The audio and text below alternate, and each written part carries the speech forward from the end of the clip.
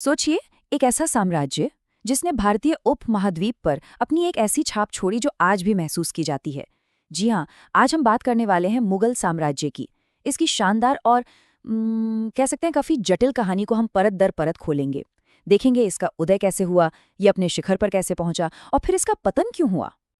300 साल, ये सिर्फ एक नंबर नहीं है ना? ये वो वक्त है, वो दौर है जब मुगलों ने भारत की किस्मत को घड़ा। 3 सदियां, सोचिए, 3 सदियों तक चले इस शासन ने यहाँ की कला, संस्कृति, राजनीति, सब कुछ हमेशा हमेशा के लिए बदल कर रख दिया। तो सवाल उठता है कि इतने विशाल साम्राज्य की शुरुआत हुई कैसे। चलिए कहानी की शुरुआत में चलते हैं, बाबर और हुमायूं के दौर में, जहां इसकी नींव तो रखी गई, लेकिन वो नींव कह सकते हैं कि काफी नाजुक थी। देखिए, शुरुआत ही कितनी उथल-पुथल से भरी थी। 1526 में बाबर पानीपत की लड़ाई जीतकर साम्राज्य की नींव तो रख देते हैं, लेकिन उनके जाने के बाद उनके बेटे हुमायूं को सिर्फ 10 साल बाद ही 1540 में सब कुछ खोकर यहां से भागना पड़ता है। सोचिए, 15 साल के लंबे निर्वासन के बाद वो सत्ता वापस तो पा लेते हैं, लेकिन इससे ये साफ पता चलता है कि शुरुआती दौर कितना ज्यादा अस्थिर और अनिश्चितताओं से भरा था। तो यहाँ हमें दो बिल्कुल अलग अलग तस्वीरें दिखती हैं, है ना?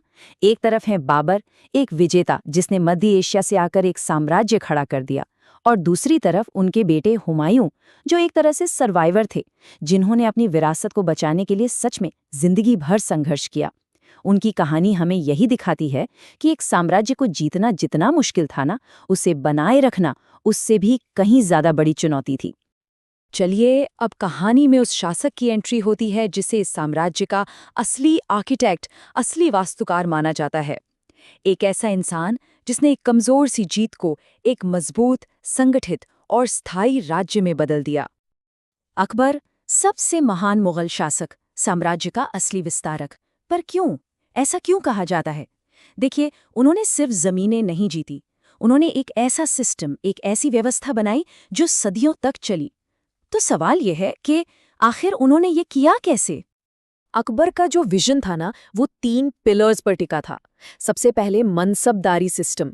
इससे उन्होंने अपने अमीरों और सेना को रैंक के हिसाब से ऑर्गेनाइज किया, एक प्रॉपर स्ट्रक्चर दिया। फिर आई जब्ती प्रणाली। इसमें उन्होंने जमीन का एकदम सटीक माप करवाया और टैक्स इकट्ठा करने का एक सेंट्रलाइज्ड तरीका बनाया। इससे क्या हुआ? खजाना स्थिर हो गया। और तीसरा, दीन-ए इलाही जैसी कोशिशें, जिससे उन्होंने अलग अलग धर्मों और संस्कृतियों को एक साथ लाने की कोशिश की। ये सिर्फ जीतना नहीं था, ये था नेशन बिल्डिंग।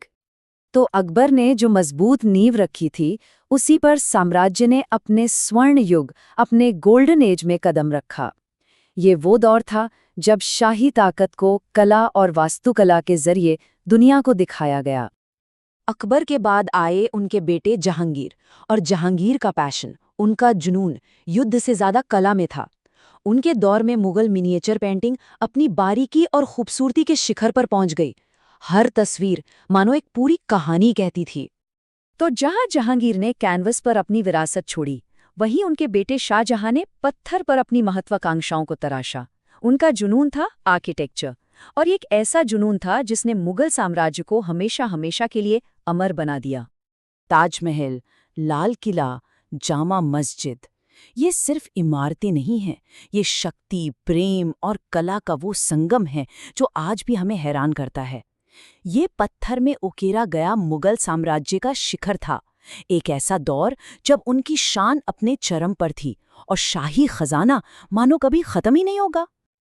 लेकिन कहते हैं ना, हर शिखर के बाद ढलान शुरू होती है। अब कहानी उस आखिरी शक्तिशाली सम्राट की तरफ बढ़ती है, औरंगजेब, जिनके शासन में साम्राज्य अपनी सीमाओं के चरम पर तो पहुंचा, लेकिन साथ ही इसके पतन के बीज भी बो दिए गए। औरंगजेब का शासन एक विरोधाभास था, एक कॉन्ट्रडिक्शन। एक तरफ उनके राज में मुगल साम्राज्य भौगोलिक रूप से अपने सबसे बड़े आकार तक पहुंचा, सबसे ज्यादा फैला, लेकिन इसी विस्तार की एक बहुत बड़ी कीमत चुकानी पड़ी। उनकी कठोर धार्मिक नीतियां, जैसे जजिया टैक्स को फिर से लगाना और दक्कन में वो कभी न खत्म होने वाले युद्ध, इन सब ने साम्राज्य को अंदर से खोखला कर दिया। तो कह सकते हैं कि विस्तार की कीमत एकता से चुकाई गई। औरंगजेब की मौत के बाद ये जो पतन था वो बहुत तेजी से हुआ। तो चलिए अब देखते हैं कि ये इतना शक्तिशाली साम्राज्य आखिर बिखर कैसे गया और अपने पीछे दुनिया के लिए क्या विरासत छोड़ गया। देखिए, पतन की कोई एक वजह नहीं थी, ये कई समस्याओं का मिला-जुला नतीजा था। अंदरूनी तौर पर देखें तो सिंहासन के लिए लगातार लड़ाइयां हो रही थीं। औरंगजेब की नीतियों से लोगों में असंतोष था और इतना बड़ा साम्राज्य संभालना भी मुश्किल हो रहा था। और बाहर से मराठों और सिखों जैसी क्षेत्रीय ताकतें उठ खड़ी हुई थीं। और फिर ईस्ट इंडिया कंपनी का आगमन, इन सब ने मिलकर कमजोर हो चुके साम्राज्य पर आखिरी प्रहार किया। और अंत वो आया बहादुर शाह जफर के साथ। वो एक शक्तिशाली शासक तो नहीं थे, लेकिन 1857 के विद्रोह का एक चेहरा, एक प्रतीक बन गए। उनकी हार और फिर उनका निर्वासन, इसने लगभग 300 साल पुरानी मुगल वंश का एक बहुत ही दुखद अंत कर दिया।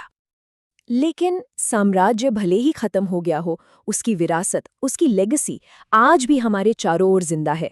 चाहे वो शानदार वास्तुकला हो जिसमें फारसी, भारतीय और इस्लामी शैलियों का अनोखा संगम दिखता है, या फिर वो खूबसूरत मिनिएचर पेंटिंग्स हों, फारसी साहित्य और उर्दू भाषा का विकास, तानसेन जैसे संगीतकारों को मिला संरक्षण, ये सब मुगल काल के वो तोहफे हैं जो आज भी हमारे साथ हैं।